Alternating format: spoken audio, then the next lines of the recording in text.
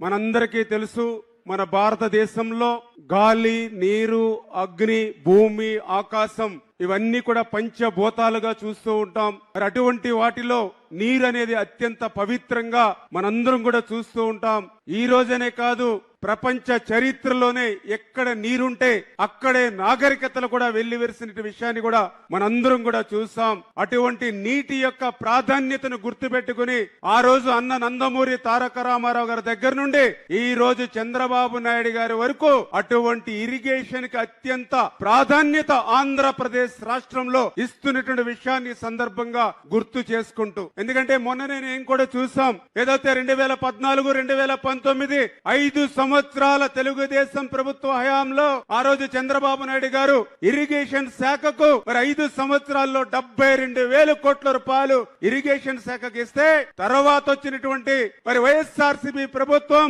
2019, 2024 5 సంవత్సరాల్లో కేవలం 22,000 కోట్లు మాత్రమే ఇరిగేషన్ శాఖకు కేటాయించింది అని అంటే, ఇరిగేషన్ శాఖను గత 5 సంవత్సరాల పాలన ఎంత విధ్వంసానికి గురి చేసిందో అదే ఒక ఉదాహరణ అనే విషయాన్ని ఈ సందర్భంగా తెలియజేసుకుంటూ